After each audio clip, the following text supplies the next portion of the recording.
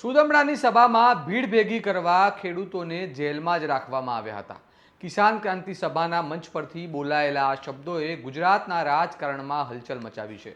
અત્યાર સુધી શાંત રહેલા રાજુ કરપડાએ ગઈકાલ ખુલ્લેઆમ આમ આદમી પાર્ટી પર ગંભીર આક્ષેપો મૂકતા ચર્ચાઓ ઊભી કરી છે।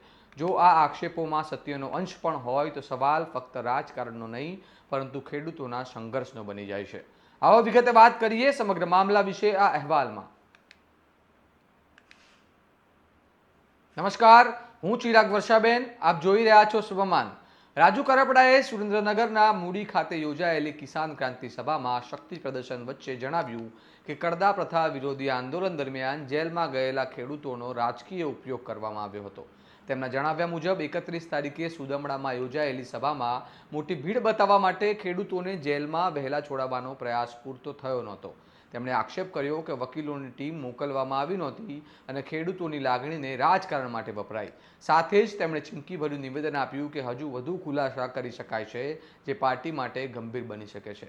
જુઓ રાજુ કરપડા સભામાં શું બોલ્યા।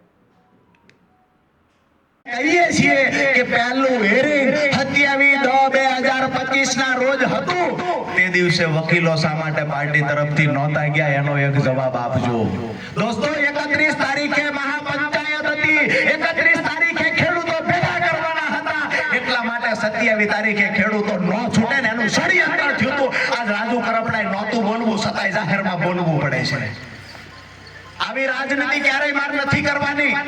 મને બિલકુલ પોસાતી વાત નથી કે મારા ખેડૂતનો દીકરો 1 મિનિટ માટે જેલમાં રહે।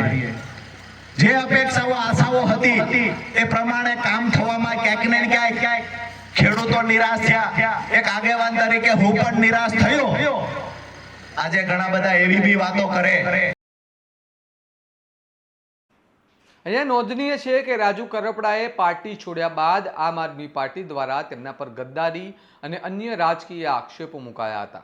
પાર્ટી તરફથી તેમને ભાજપમાં જોડાવાનો પણ આરોપ લગાવવામાં આવ્યો હતો, પરંતુ અત્યાર સુધી એવી કોઈ જાહેરાત થઈ નથી। હવે રાજુ કરપડાના આક્ષેપો બાદ રાજકીય પરિસ્થિતિ વધુ ગરમાઈ છે। હવે નજર આમ આદમી પાર્ટીની પ્રતિક્રિયા પર છે। શું પાર્ટી આ આક્ષેપોનું ખંડન કરશે? શું પુરાવા સાથે જવાબ આપશે? અને શું આ વિવાદ ખેડૂતોની રાજનીતિ પર અસર કરશે?